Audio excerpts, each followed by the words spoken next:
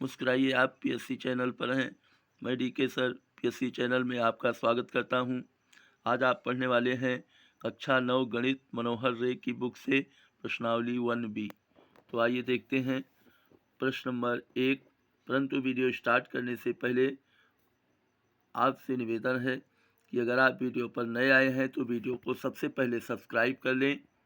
Video अगर पसंद आता है तो वीडियो को लाइक करें, अपने दोस्तों को अधिक से अधिक संख्या में शेयर करें और वीडियो को कमेंट के माध्यम से आप हमसे जुड़ने का प्रयास कीजिए। तो आइए देखते हैं प्रश्न नंबर 1। निम्नलिखित पूर्णांकों के योगात्मक प्रतिलोम लिखिए। -7, 0, 1, -a+b। तो बच्चों, हमने आपको इसके पहले वीडियो में प्रश्नावली 1A में योगात्मक प्रतिलोम के विषय में बता चुका हूँ कि अगर हमें किसी संख्या का योगात्मक प्रतिलोम बताना है तो हम क्या करेंगे। अगर प्लस लगा है तो हम माइनस लगा देंगे और अगर माइनस है तो माइनस को हटा देंगे।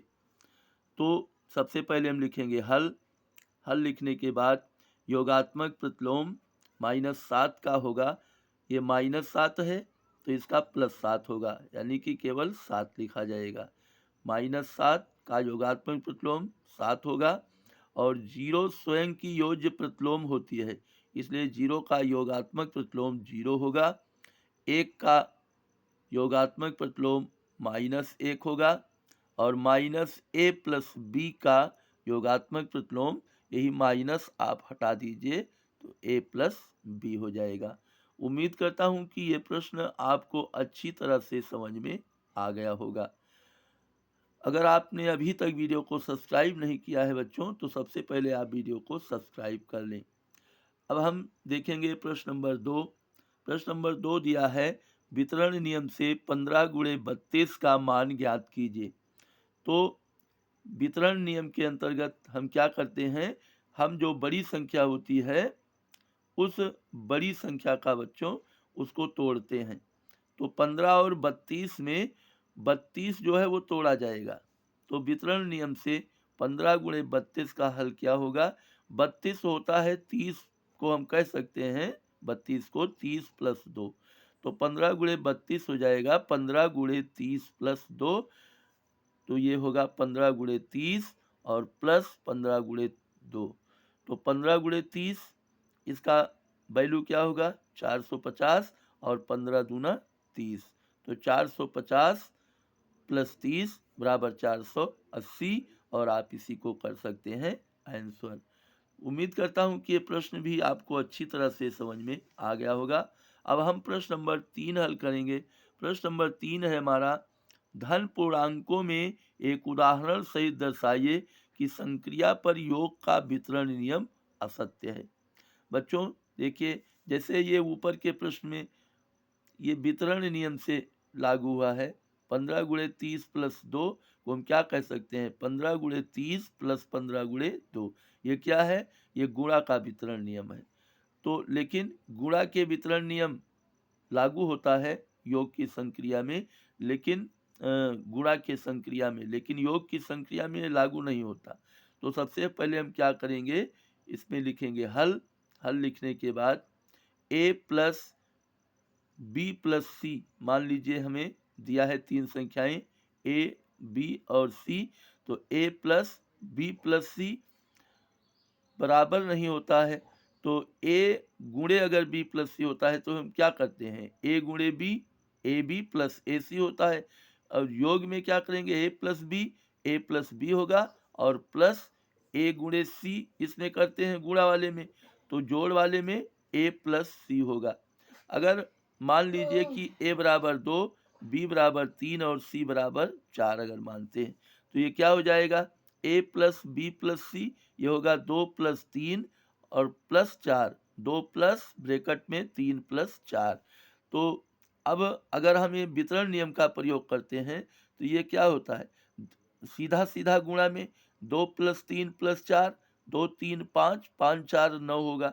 लेकिन अगर वितरण नियम का प्रयोग करते हैं तो ये हो जाएगा 2 + 3 और प्लस 2 + 4। तो 2 + 3 5 होगा और 2 + 4 ये 6 होगा। तो 5 + 6 हो जाएगा 11, जबकि 9 बराबर नहीं होता है 11 के। इसलिए ये सिद्ध होता है कि संक्रिया पर योग का वितरण नियम असत्य है। उम्मीद करता हूं कि ये प्रश्न आपको अच्छी तरह से समझ में आ गया होगा। अब हम प्रश्न नंबर 4 हल करेंगे। तो प्रश्न नंबर 4 देखिए, दर्शाइए कि पूर्णांकों में योगात्मक नियम अद्वितीय होता है, यानी कि केवल एक ही उत्तर होता है योगात्मक क्रिया में। योगात्मक नियम में एक ही उत्तर आता है हर हाल में। जैसे a + b, अगर हम इसी को पलट दें, यानी कि इसको हम स्थान चेंज कर दें, a + b, तो बराबर इसी का उत्तर होगा b + ab। तो एक उदाहरण इसमें हम देते हैं। मान लीजिए कि a बराबर हमने 3 मान लिया और b बराबर 4 मान लिया। तो a + b बराबर है b + a के। तो अगर वैल्यू रखेंगे a और b का, तो ये क्या हो जाएगा 3 + 4, और बराबर में होगा 4 + 3। आप दोनों को हल कर लीजिए, बाएं पक्ष में और दाएं पक्ष में भी। तो 3 + 4 ये 7 होगा, और 4 + 3 बराबर भी 7 होगा। इससे सिद्ध होता है कि पूर्णांकों में योगात्मक नियम अद्वितीय होता है। मतलब दूसरा उत्तर नहीं होता है, केवल जो पहले का उत्तर है वही स्थान चेंज करने पर भी दूसरे का भी उत्तर होता है।